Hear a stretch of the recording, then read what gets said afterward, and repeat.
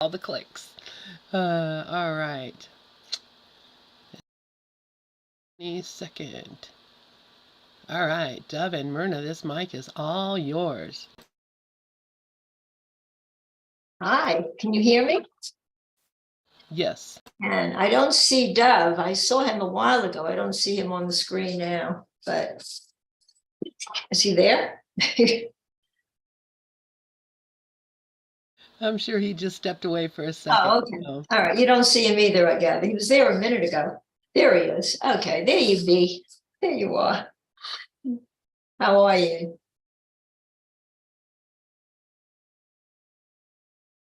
I just Unmute yourself, Dove. Okay. Thanks, Regis. Yeah. I went to get some water, agua. Yeah, first I wasn't there, then I came back, restarted my computer. Well, anyway, we're all here now. So I'm glad that we're together again. Yay, yay, the gang's all here. Da, da, da, da, da. You look nice. You're wearing a t-shirt. What's it say? It has a message. It says Suzanne, that was my wife, and David. Oh, you look Suzanne and David. Yeah. That's good. So how was your week? The week, well, yeah, busy? it's been a this is the first day there's no humidity, so we're coming into fall for the first time in September. Starting already up north? Fall means it's cool and it's fall weather. Yeah. Some people call it sweater weather. Yeah, well, we're still nice and hot here in Florida. We haven't had any indication that fall is approaching. So I'm no longer available to that type of weather. I used to live in New York. I'm free of that. I like being in Florida where it's nice and hot all the time. I got used to it, actually. But you got to come down during the wintertime and free yourself from that, that frigid weather that you're going to experience. I keep saying I will, maybe I will. I never know. I don't plan. I really don't. Yeah.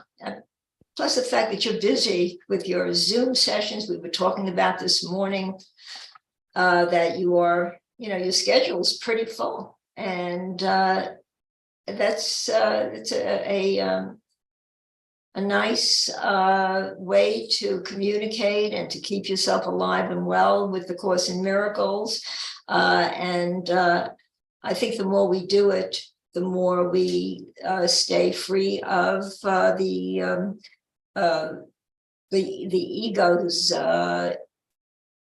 The ego tends to plow into our thoughts when we are wanting to experience peace. And in fact, today's lesson is the perfect lesson. Today's lesson is 255. And 255 is, this day I choose to spend in perfect peace.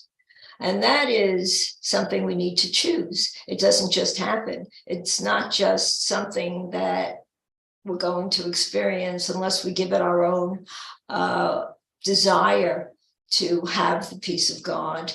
And the Course in Miracles tells us that this day is a day to spend with God. And that's how we know that, we have to give it a conscious effort to remain with God. And so that we can experience perfect peace. What is perfect peace?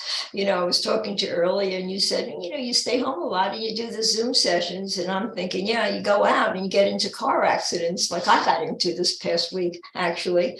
I got into an ego's car accident. I was driving along the street and a woman was pulling out of the gas station and I swerved to avoid hitting her.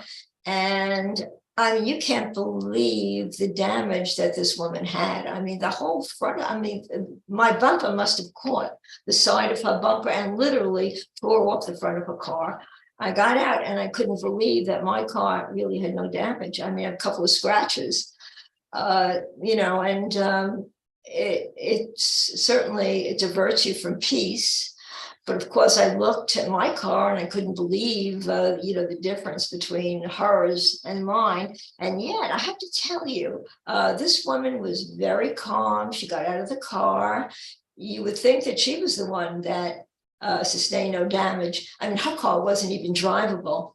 So I bring that up because she was at peace. She was so much at peace herself. I wanted to say to her, do you study A Course in Miracles? I mean, yeah, I mean, you have to take a look at her car to recognize that this was really a bad situation. You know, and she said, oh, it can be replaced, just like that. It can be replaced. And then I called the insurance company and told them that, you know, I had very little damage. The police wanted me to report it, of course, and I did. And I explained that I had very little damage and that I could take care of the scratches myself. I didn't want my insurance to go up. And she said, oh, yeah, we can take care of it for you because you were not at fault. The police report said that I was not at fault. So I recognized that it was an encounter. It was unfortunate. And I really felt badly for this other woman. You know, I just, things like that happen. You go out and you don't know what's going to happen. But, you know, luckily nobody got hurt. But I just wanted to mention that, you know, staying in a place of peace, that's really, I mean, I was amazed really at this other woman's total, she was totally able to contain herself. So anyway, I thought that was pretty good. And today I choose to spend in perfect peace.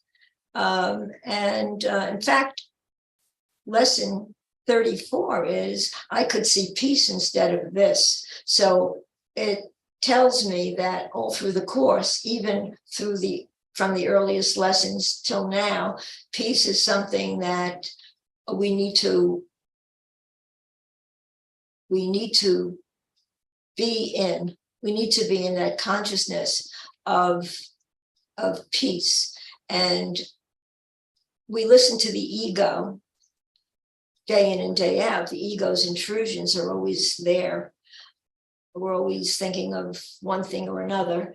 And, you know, because today's lesson is about peace, I was watching my thoughts this morning, and lo and behold, I was having thoughts that were not peaceful. But I'm glad I had that, that I saw that happening, because I realized that we have to get ourselves away from those situations that come about that we really don't have control over. We don't have control over the ego's interference. We do have control over the fact that we can stop it, that we can look at it and recognize it means nothing. It's a past thought, it's over. And it has nothing to do with my experiences of today. And I was able to recognize it. And maybe because I was concentrating on the day's lesson, that I realized every little thought that came by that had nothing to do with peace was something I needed to just push away. And we could do that. We can push it away. I'd like to, Amy Anderson talks about Ho'oponopono. So I use that as a mantra almost. I'm sorry, please forgive me.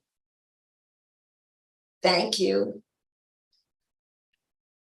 I can see peace, but no, how does it go? I had it memorized so well. Okay. Well, there's a, go ahead. I'm sorry. Go ahead. Okay. I'm sorry. Please forgive me. Thank you. I love you. That's right. Okay. So I'm into that, and I use that, and it's a nice affirmation. So I find myself saying that because that's really what you really need to do. You need to just be forgiving, and you have to say thank you. And please forgive me. That is really what it's all about. And I love you.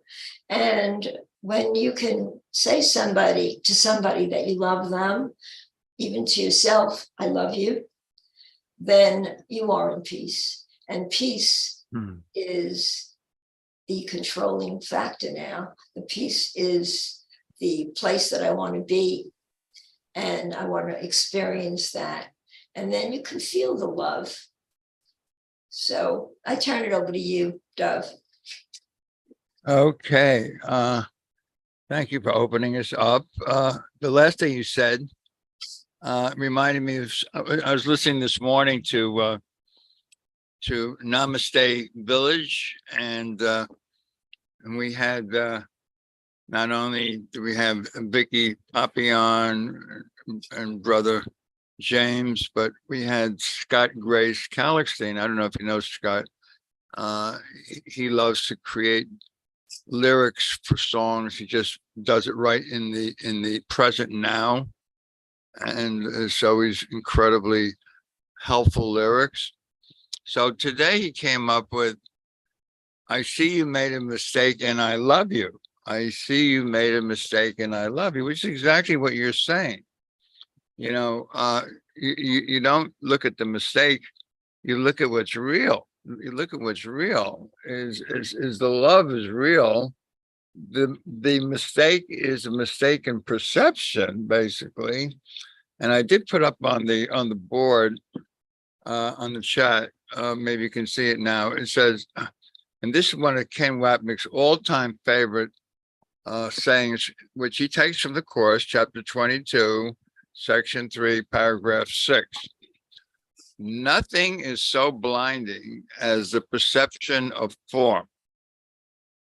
So, of course, when you see an accident and you see the damaged car and your mind goes to, oh my God, you could go to somebody hurt, but usually say, oh my God, it's going to cost so much money, the insurance companies, this and that. And then the rest of this saying is, nothing is so blinding as the perception of form. So the eyes are showing you the form. And form is only there for one reason, to separate. Form has a beginning and an end, and you see a car, and that's all you think of is the beginning and the end. And then you see the owner, and the owner is either crying or she's angry or she's blaming.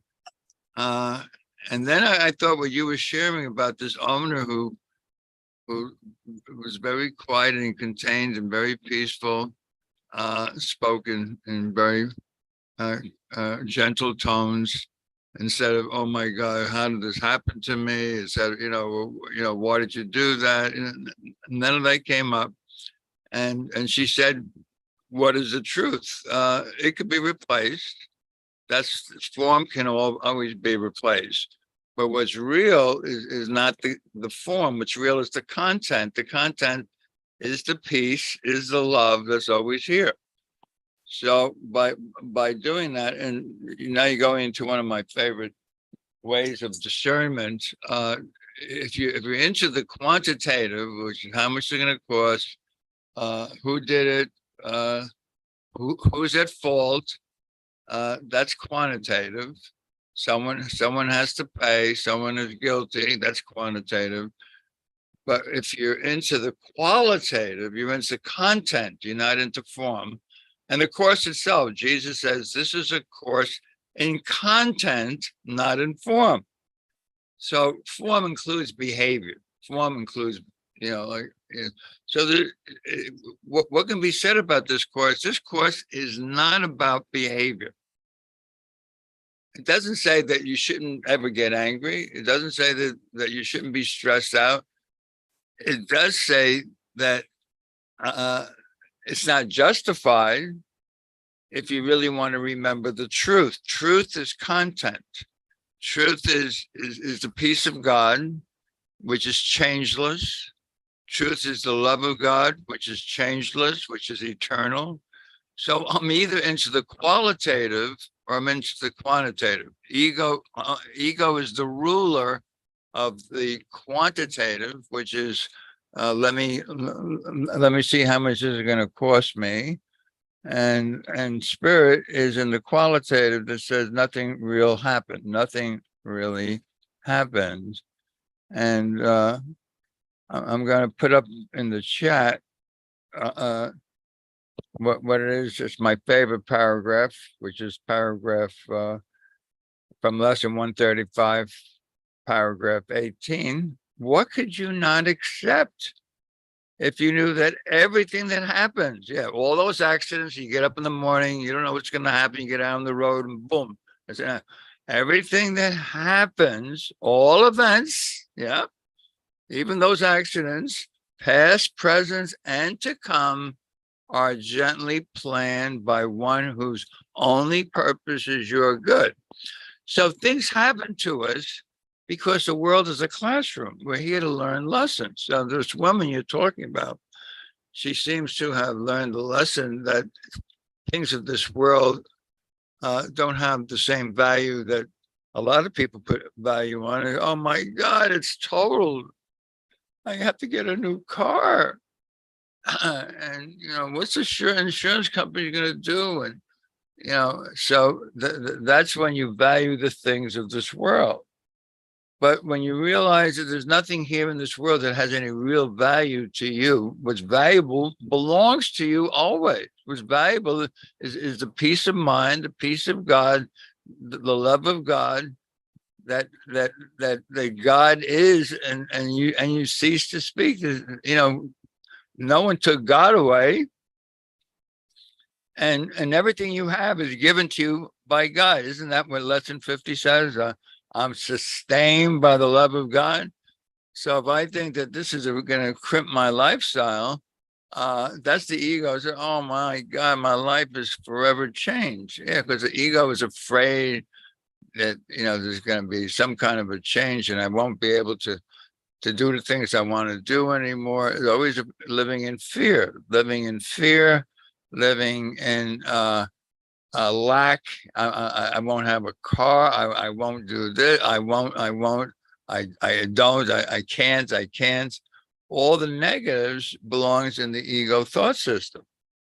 And that has nothing to do with the love of God. So if you look at that paragraph again, what could you not accept if you knew that everything that happens, all events, past, present, and to come, are gently planned by one whose only purpose is your good? Now you might say, well, you mean that it was planned for me to have an accident when my car is totaled? Well, it isn't that it's planned. It's that no matter what happens, you have a choice. The choice is either to remember what I am as God created, or what I think I am as what I made of myself. Well, I am this body. I got a car that used to be a nice body, but now it's not a nice body. And now my body has to pay for that body. And if you go into that, you're into the world of separation. But if you're into what I am as God created me, there is no separation whatsoever. So let's continue this, because normally we don't really continue past the first sentence. It says, perhaps you misunderstood his plan. Capital H means spirit, for he would never offer pain to you. Oh, you mean all this pain I'm going through doesn't come from God? I mean, I'm listening to a different source, a different teacher. Yes, that's the only mistake that has ever been made in this world of dreams, is I chose the ego as my teacher. And the teacher immediately wants to blame the other driver. What did you do to me? I won't be able to drive anywhere. I lost my transportation, and wants to blame. So you might say, well, why would anyone blame me? I wasn't at fault. Well, you got to understand, that's the purpose of this world. You might say, why does the world look the way it does? And And the world was made so there are specifics. So there's something I can project my blame, shame, and guilt out onto somebody else. So what she did, and you notice that she had a calm. She certainly wasn't into blame, shame, or guilt. She was into the content of peace now. Peace now. She wasn't listening to the voice that says, "Oh my God, what am I going to do now?" You know. So she said, "No, no, this doesn't really mean anything." And that's lesson number one. Nothing I see here means anything. Unless you think it means something, then go on to lesson two. And if that means something, then I must have given a lot of meaning to the fact that my car is who I am. And now that I lost my car, I'm lost. I'm lost. I'm stranded.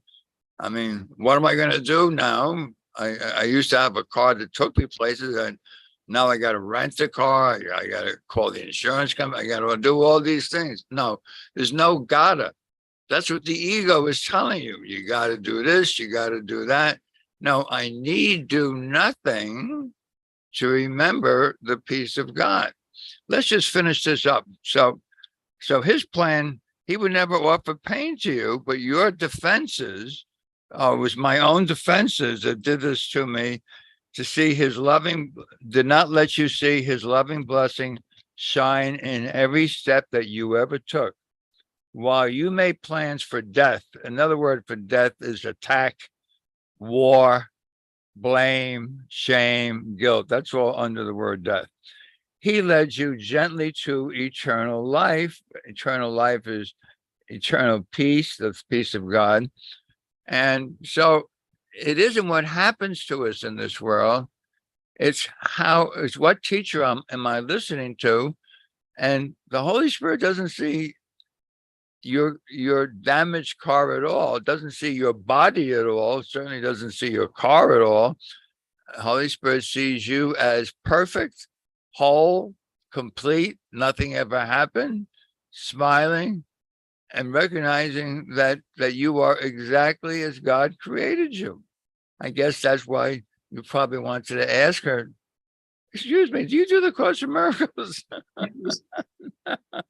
I'll turn it back on over to you. Yeah, that was really amazing. It was. I'd like to think that if it were reversed, if it were her fault and my car was demolished, I'd like to think that I would have behaved the same way, and that I would have recognized exactly what you're saying, that, we are something that happened.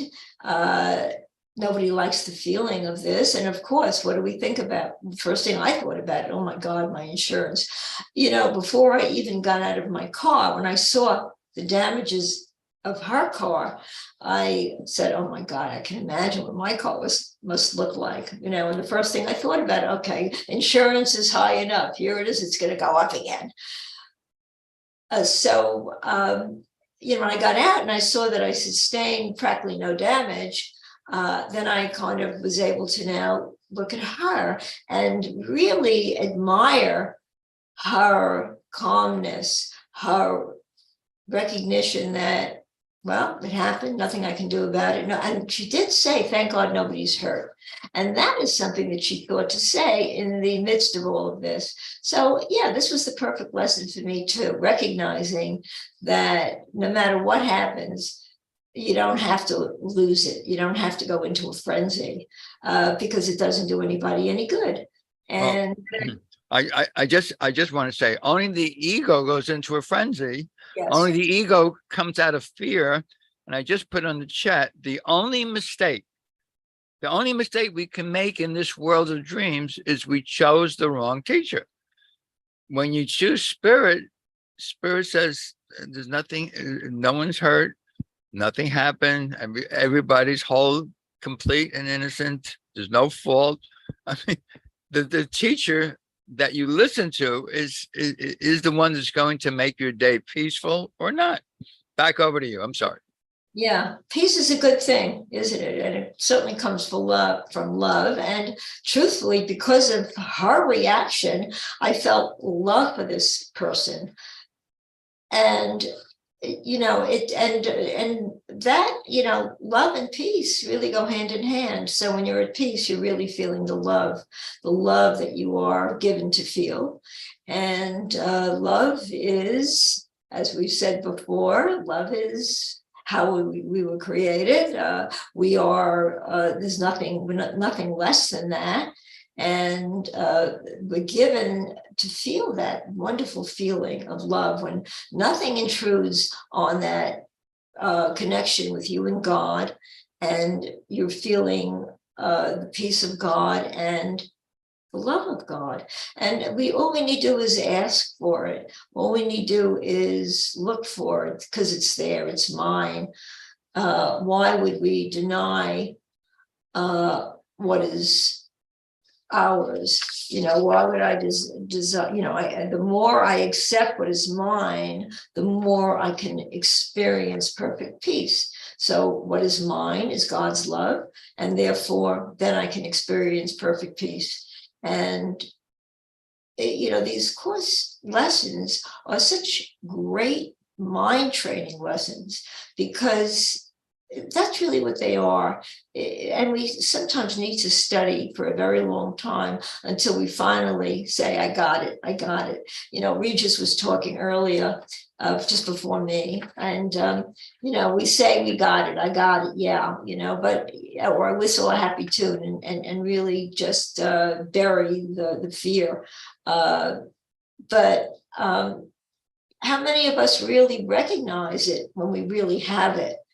We like to think we have it when things are going well. It's so easy to be in that place when everything's going well. Oh, I'm terrific. I'm feeling great. Everything's great. God's wonderful. But the idea is to recognize that nothing is lasting that we think is lasting if it is ego-based. Yet if it's within the spirit of who we are, then, and it's lasting, it's easy to sustain that. And to keep it because it's ours, it's mine. It was given to me, and that's really the beauty of it all. My book, Private Lessons with Jesus from A Course in Miracles, where I did the lessons with Jesus on a personal level. I liked this lesson a lot because I even put it on Facebook, actually. Every now and then when I come across a lesson that I've done with Jesus, I put it on Facebook. I'm going to read that. When you sink into the quietness within, you can feel nothing but peace, if it is what you so choose. But peace can be like an unanswered prayer, for it cannot always be relied on to last. As you know, interruption of peace is a constant. Imagine being in a restful place all day and at all hours. Do you think you could manage it for one complete day? Because you have the power to make this day perfect, why not choose to do so? Nothing matters except that you will fulfill your greatest desire to find perfect peace within yourself. Be still and answer his call.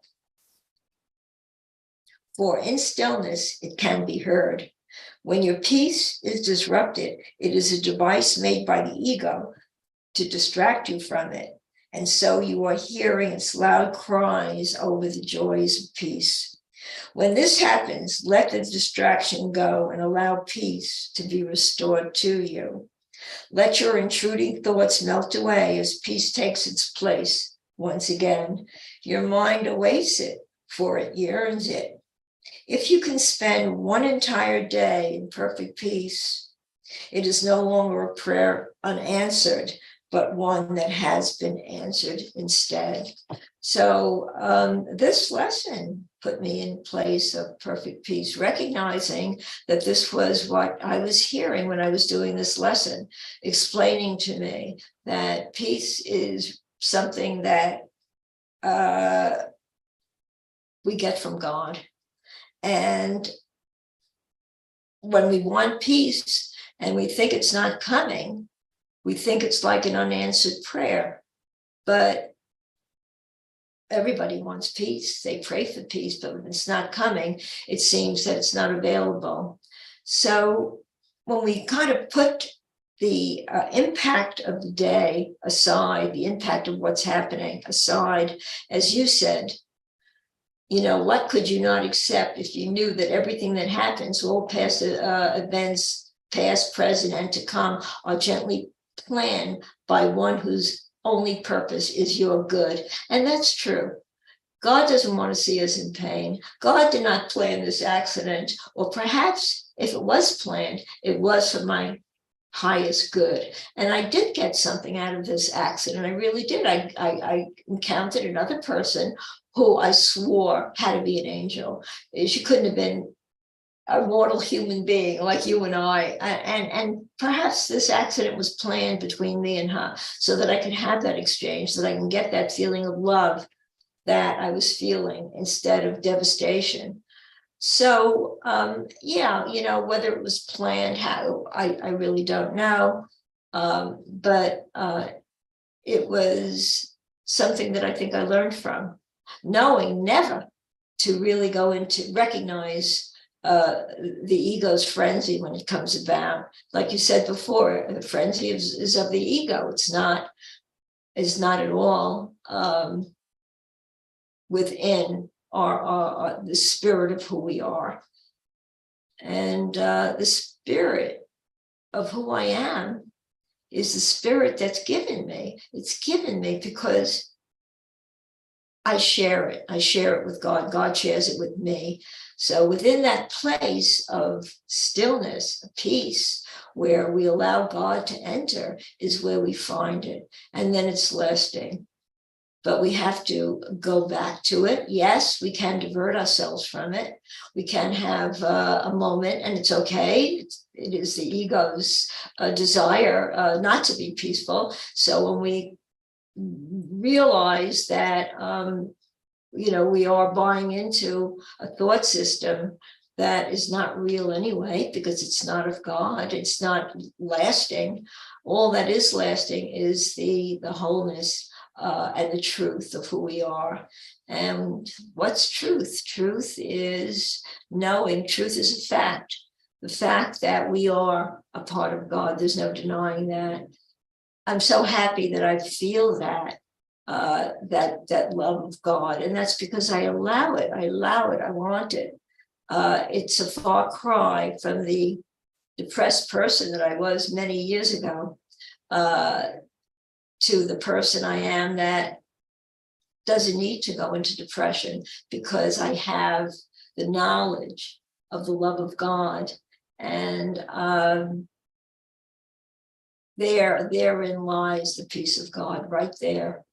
So when the lesson 34 says, I could see peace instead of this, that's a very important affirmation to rely on. So I turn it back to you, Dov. Okay, I think you kind of answered your own question. It wasn't an accident. It happened perfectly, because let's look at it. It was something that we're talking about right now. We've been talking about this thing that happened, and we're both learning lessons from it. So yes, it happened perfectly so that we can learn lessons from it. And to be able to recognize that the only difference in this world between going through stress, strain, fear, anger, and guilt, and blame and shame, is what teacher are you listening to? So when you're listening to the teacher of peace, the teacher that God sent to you, which is the Holy Spirit, you're listening to source, your true source, and not one that you made as a source for you, which is I am this body, and I can suffer and I can go through pain. When you're listening to that teacher, and sometimes we call it the ego, but you want to know something, ego is getting the word ego doesn't really mean anything. The ego is really, it isn't this 3-letter word. It's that part of us that likes being who we are. I'm a body. I've come a long way. I'm enjoying life much more. I can see I'm going to enjoy life even more as I'm doing this course. So, the ego loves doing the course. People think the ego doesn't like the course. No, the ego loves the course because the course teaches it concepts that makes it a much smarter and better ego than other egos. I mean, so the ego gets a lot out of doing the course, but recognize that the course is really words and symbols and concepts. And as Jesus once said to me many, many years ago, hey, Dove, close the book already. You aren't words, symbols, and concepts. Who you are is a child of God, and your Father loves you, and you can't find that love in a book. You don't find love in a book. You find concepts in a book.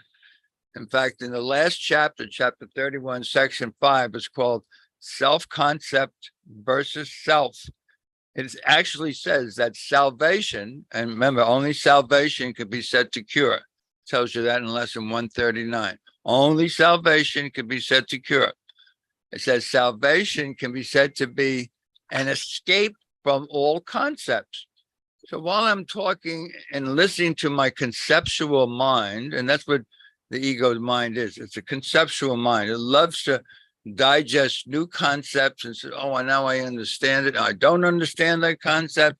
I'm not there yet, but I'll learn more and I'll finally know that concept. No, concepts is like a steel wall, a concrete wall that separates you from the love of God.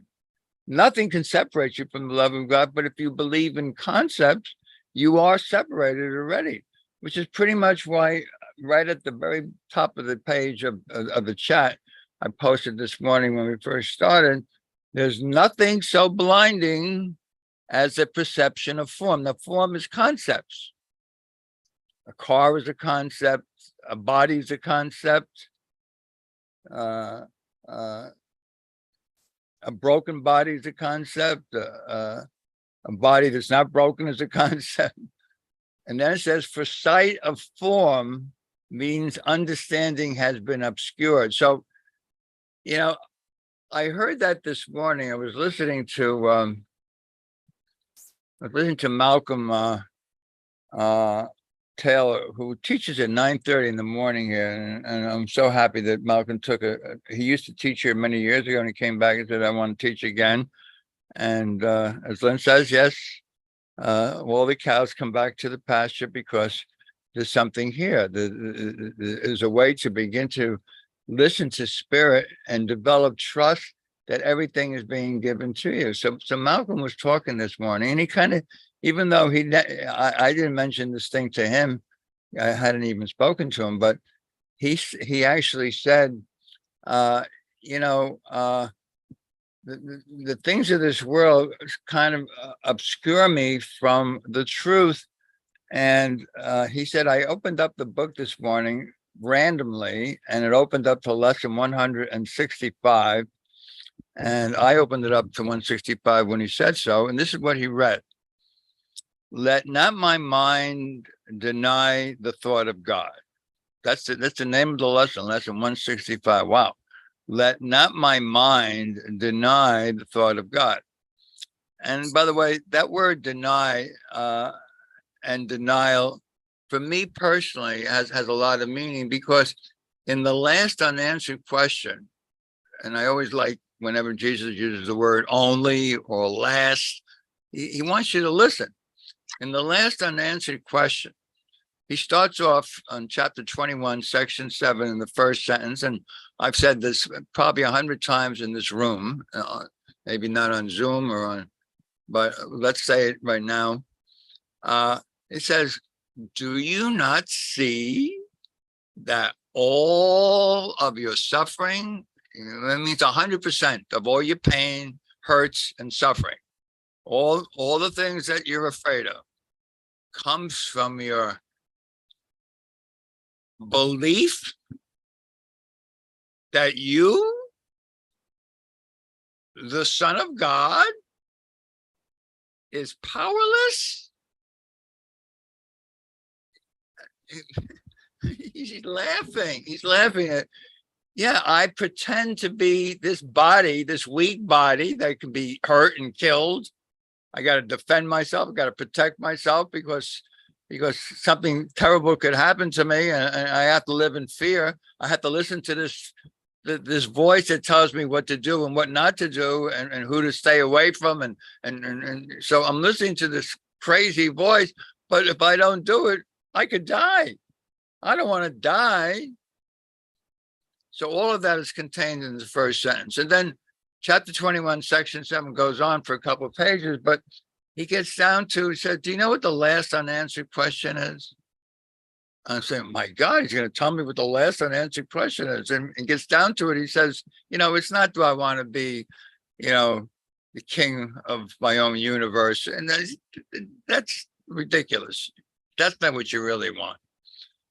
The last unanswered question is, am I willing to see what I denied? There's the word denied, because I denied the truth. I denied the truth. And the truth will set me free. But I denied the truth. And that gets right back to that thing. Nothing is so blinding as the perception of form. For the sight of form means understanding has been obscured. Another word for obscured is denied. So I'm living in denial. And if I can deny the truth, I can deny my brother who was one with me. And if whatever I deny my brother, I deny myself. If I'm denying my brother his peace, his freedom, his love, I'm denying the peace, freedom, and love for myself. So this is a world of denial. But you really get into it in the very first paragraph. And he started reading the paragraph right here at ACIM Gather. And it was obviously it's been recorded and it's now on YouTube. So you go back and listen to it. But the first paragraph is so wonderful. And the funny thing is, I never really heard this paragraph until I heard Malcolm reading it. It says, what makes this world seem real except your own denial of the truth that lies beyond it? So when we deny the truth, we put a shield or a veil or a mask in front of us so we couldn't see the truth. And the truth is that you are the Holy Son of God, the eternal Holy Son of God, that nothing in this world of dreams can touch you. That's the truth. That's the peace of God. The peace of God is not, do I want to have a peaceful day? No, the peaceful God is that nothing in this world of dreams can touch the Holy Son of God. So it goes on to say, what but your own thoughts of misery, there's the word misery and suffering again, misery and death obscure the perfect happiness and the eternal life that your Father wills for you? And what could hide what cannot be concealed except illusion? So no wonder the word illusion and dreams is used 1,000 times each in this course, because we're looking in this world with our body's eyes, 20/20 vision, and we see form. And isn't that what Ken Wapner uses just about every time he teaches? There's nothing so blinding as the perception of form. For the sight of form means that understanding, real understanding, is obscured. I'm just going to finish the paragraph. It says, what could keep you from what you already have except your choice to see it, not denying that it is there? So we already have the peace of God, but the truth is that we can deny the peace of God. And he tells you in chapter 7, section 7 of this course, it's called the totality of the kingdom. He says, denial is not like a little small word like, well, I deny this, I deny that. No. Denial is as total as love is. You might say, well, what are you, crazy? Love is all there is. What is denial? But he says denial by itself doesn't really mean anything, but using the mind, the power of the mind of God's Son, denial becomes as total as love is. So we've turned our mind from love over to denial. So we're listening to a teacher of denial telling me, no, you're not the son of God. You're a sinner. You're guilty. Where's God in your life? God doesn't even know you anymore. You better listen to me. Maybe you have a chance after death. and that's listening to the wrong teacher. When I say, wait a minute, is there another teacher here that I want to listen to? And that's what this course is. Yes, I can choose peace instead of this listening to the wrong teacher. And as you know, that's the other one of Ken Wapnick's 2 favorite lessons. I'm never upset for the reason I think, lesson 5. I'm upset because I'm listening to the wrong teacher. And lesson 34, I can choose peace. I can choose the teacher of peace instead of this. And with that, I'll turn this mic back on over to you, Myrna. Thanks. Yeah, my husband was an attorney. He was a trial attorney, and he used to say that nothing is as unreliable as witness testimony. Okay, so witness testimony, eyewitness testimony. There's nothing more reliable than eyewitness testimony, meaning that you're right. Even in the courtrooms, it was recognized that you're not always seeing what you think you're seeing. So the body's eyes, and the course certainly brings that about, is not reliable. And in fact, forget the body's eyes. See with the other part of you, the part that sees the truth. And we know what that is. The course tells us the part of us that knows the truth, and that is the part of us that the God that is our inherent. We are obviously created from God. We're created with the same ingredients that God gives us so that we can see the truth. And seeing the truth is to stop denying. I like that you use the word denial, because we're constantly denying, the first thing, you get into an accident, the first thing that comes into your mind is, it's not my fault, it's not my fault, blame the other person. Yes, that is something that the ego is constantly doing. And the ego loves the Course in Miracles, as you said, because it's so easy to misconstrue the Course in Miracles. It's so easy. The ego loves that, and it's very hard to understand the Course in Miracles unless you connect to it. So again, the ego is always the one that, or not the one, it's not a one, it's part of us that is constantly in denial. I know people that have not spoken to each other for years because each one is in denial of love. How that can manifest into a situation where you just cut somebody out of your life, at least you think you do, because you think they're at fault for something. But it's always there. It's always that unforgiving aspect of who we are. So again, the Course in Miracles is, don't even try to understand it. Just forgive. Understand that you need to forgive. That what you're feeling is not true. Like lesson 33, there is another way of looking at the world. There's another way of looking at the world, and it tells us that. It takes us away from the ego. The way I see the world, you see the world that you turn on the news and all you see is, havoc. You see devastation. You see doom. You never see anything positive in the news. You never see anything loving coming out of it. People are addicted to that. So, we will see a fearful world if we look for it. If we don't recognize that we're not given the truth, we're not being told the truth, certainly by the ego standards, we're not. So it's a matter of now changing your mind about the world. We can't change the world. We can only change our mind about the world. And I want to change the mind about my mind about the world when I see unloving aspects of the world, because I know the truth. I know that we don't have to see the world in that way. And So the practice that I like to give it, give myself, which is the Course tells us to practice, is to practice forgiveness. And that's really the whole,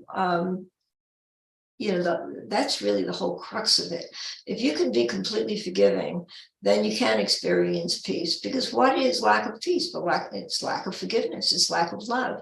So if we can learn to just do it, not try to understand it, because the ego, yes, loves when you try to understand it, because it doesn't make any sense anyway, especially at the beginning when you first pick it up.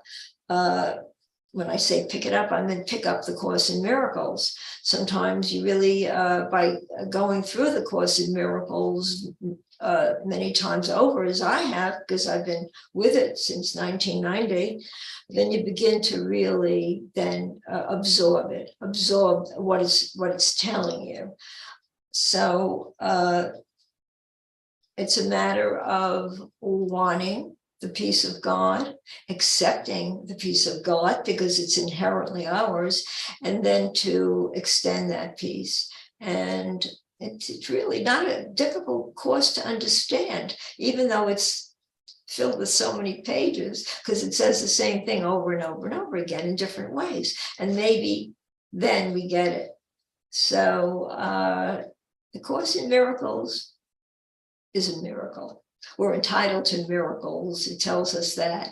What is a miracle but that aha moment when we finally say, okay, I see it. I can see it from another person's point of view. I can give up the unholy feelings that I'm having towards another person because I'm denying them the peace of God. Because I deny it to myself, I'm denying it to them. So it's just a matter of now knowing that we have the tools, we have the guidelines, we have the roadmap, and to just stay on it. And I'm trying to now really catch the thoughts that are not serving me because I've practiced it enough. And as you use that term, you have to sometimes even laugh at it.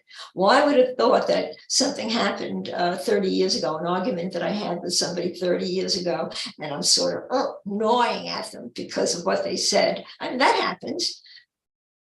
But, in cases like that, you really do need to laugh and to say, I want to be in the present moment. I don't want to go back there. I see it now. Sometimes it's very subtle. But, the Course in Miracles also says that it's not subtle. Sometimes we think it is. We think that it's so subtle that it's not really happening. But there are no small upsets. That's the phrase that the Course in Miracles uses. There are no small upsets. And everything is the same. Every upset is the same. Yes, because it takes us away from love and it takes us away from peace. So to venture out into the wholeness and the goodness and the glory of our own creation and to see everybody else in that light is beautiful, because now we're bringing the light to the darkness. There is no more darkness. We're living in the light. And I want to be in the light because I feel good in the light of God, and I want to remain there. And I have to help God along. God can't do it all. We have to sort of accept him and the teachings that we're here to learn. Our purpose is to learn the truth. This is, as Susan Michelle said, I did a session with her yesterday, that we're in Earth School. This is a school. It's a place of learning. It's a place of that's our purpose, is to learn from and we have to learn from our own mistakes. And that's why we make mistakes, in order to learn from them, I think. And if we can learn from them, then that's why there is no sin. There's only forgiveness. Learning from a past indiscretion is not a sin. It's a mistake. And lesson 93, my favorite lesson, speaks about that. I turn it over to you, Dove. All right. You covered a lot of ground there. Thank you. Something you said about something happening in the past and you're still living there. I came across this morning. It was put on Facebook at ACIM Gather for A Course in Miracles. And it says, although the past has happened, yeah, it did happen 30 years ago. It's not happening now. So don't live there. So what we do is we live in the past. And when you live in the past, you're living in the world of the ego. The ego only lives in time. Ego lives in time, and the Son of God lives in eternity. So I'm saying, no, I'm not the Son of God. I have to feel bad about something that happened 30 years ago, and I'm not going to let this person forget. That's why the function of this course is forgiveness. And I was listening to Ken Wapnick today, and he said something that I had to look it up. He says, why would you seek an answer other than the answer that will answer everything? And I knew he was reading from the course, but I didn't know where he was reading it from. So I checked what the course was, and he's reading it from lesson 122, which says, forgiveness offers me everything. So when you read that section, chapter lesson 122, paragraph 4, and it literally says, why would you seek an answer other than the answer that will answer everything? Here is the perfect answer given to imperfect questions, which is the ego always says, well, why did this happen? And it shouldn't have happened. And, I wasn't to blame. Somebody else was to blame. So those are all the silly questions the ego loves to bring up to confuse or to mask the truth. Goes on to say, this is what it says. It says, here is the perfect answer given to imperfect questions, meaningless requests, half-hearted willingness to hear, and less than halfway diligence and only partial trust. Here is the answer. Seek for it no more. You will not find another one instead. There's no other answer. Forgiveness offers me everything I want. Forgiveness brings me back to the present.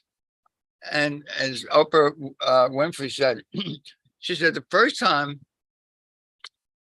I ever understood forgiveness was when Jerry Jampolsky was my guest on the show. This happened about 25 years ago, back around 1995, 97, something like that.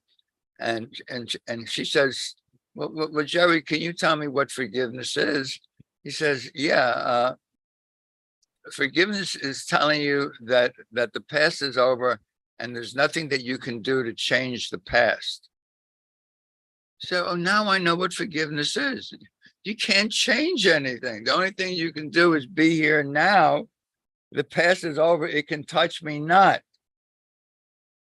That's why forgiveness offers me everything now. Okay, I see we're at the bottom of the hour. Thank you so much, Myrna, for being my sharing partner as usual on Tuesday. And reminding everyone that tonight at 7 o'clock, we have a Zoom session, starts at 7, on finding our inner teacher. And Lynn Johnson did send out a mailing on it with the link. If you're not on the mailing and you want the link, just ask Lynn Johnson or myself, and glad to put you on that mailing list. Thank you so much. Love you all. Turning this mic back on over to you, Lynn Johnson.